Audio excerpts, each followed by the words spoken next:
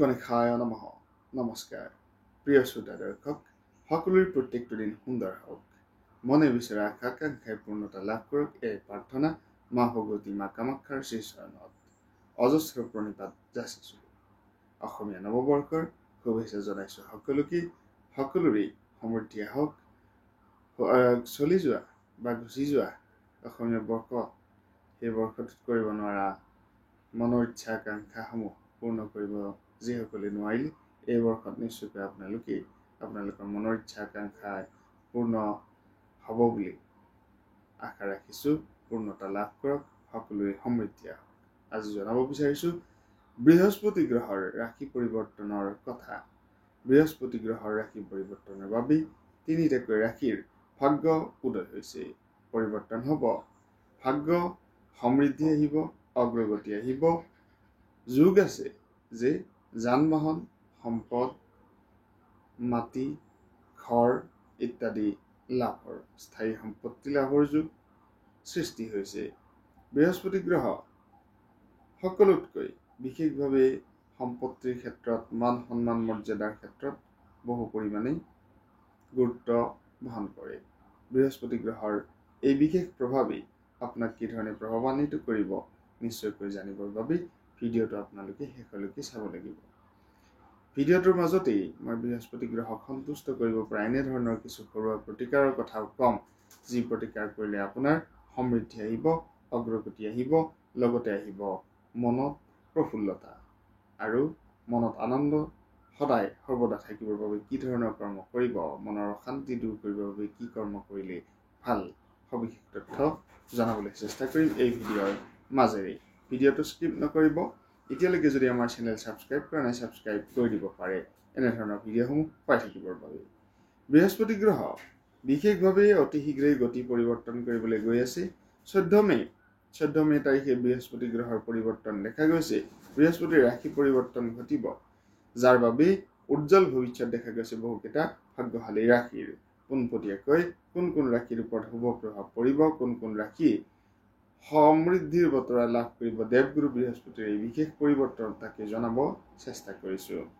বৃহস্পতি গ্ৰহ অতি শীঘ্ৰেই গতি পৰিৱৰ্তন কৰিব। 2025 বৰ্ষৰ মে মাহৰ 14 তাৰিখে ৰাতি 11:20 পৰিৱৰ্তন হ'ব পোনপটীয়াকৈ বৃহস্পতি গ্ৰহ বৃষ ৰাশিত অৱস্থিত। পৰৱৰ্তী সময়ত মিথুন ৰাশিত অৱস্থিত হ'ব বৃহস্পতি গ্ৰহ। মে মাহৰ পৰাই পোনপটীয়া শুভ ফলাফল বহুকেইটা ৰাশি লাভ কৰিব পাৰিব।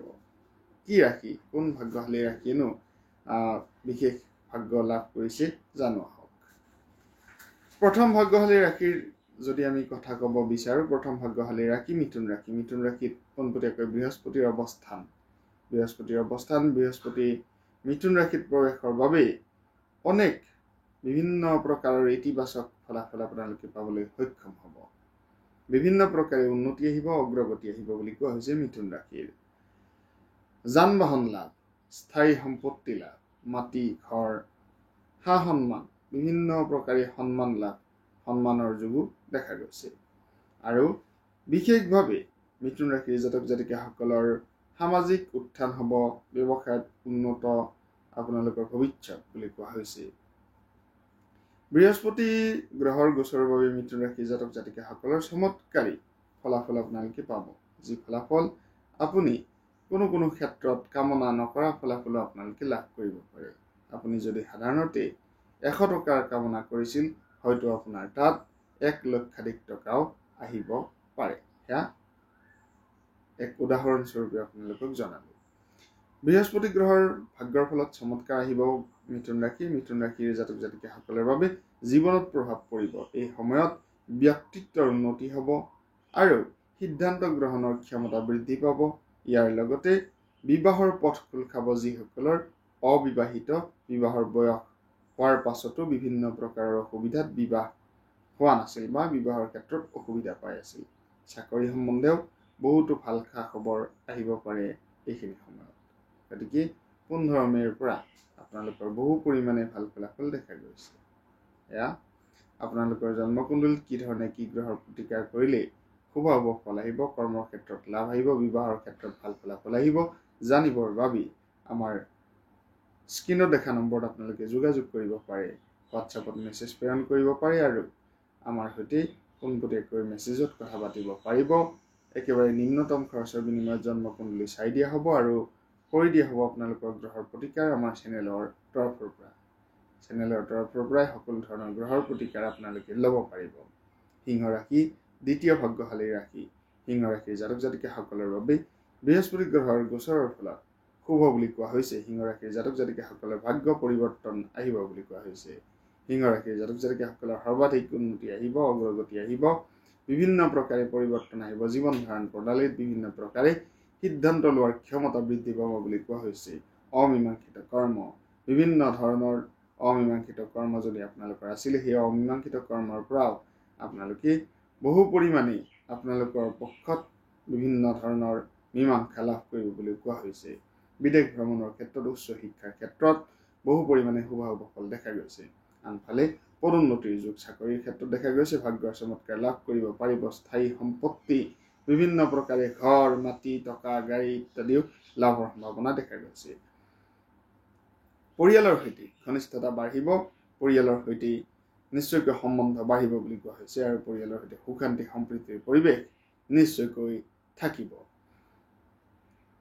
আহিছো অন্য এক ভাগ্যশালী ৰাশি, কুম্ভ ৰাশি। কুম্ভ ৰাশিৰ জাতক জাতিকাসকলৰ মে' মাহৰ 14 তাৰিখে যি বৃহস্পতি গ্ৰহৰ গোচৰ, গুৰু গ্ৰহৰ গোচৰ, এই গুৰু গ্ৰহৰ গোচৰত আপোনালোকৰ বাবে অতিকে শুভ বুলি কোৱা হৈছে।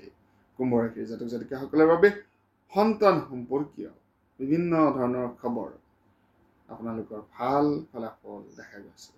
সন্তানৰ ক্ষেত্ৰত বহু পৰিমাণে ভাল ফলাফল দেখা গৈছে। সৃজনশীল বিভিন্ন ধৰণৰ সৃষ্টিশীল কৰ্মত গুৰুত্ব দিয়ক বুলি কোৱা হৈছে। বিভিন্ন ধৰণৰ সৃষ্টিশীল কৰ্মত আপোনালোকৰ শুভ ফল পাব। ব্যৱসায়, চাকৰি, কৰ্মপ্ৰাপ্তি, কৰ্মৰ সন্ধান আদি লাভৰ সম্ভাৱনা দেখা গৈছে। প্ৰেম সম্পৰ্কে, বিবাহ সম্পৰ্কে আপোনালোকৰ বহু পৰিমাণে ভাল ফলাফল, ভাল খবৰ আহিব পাৰে।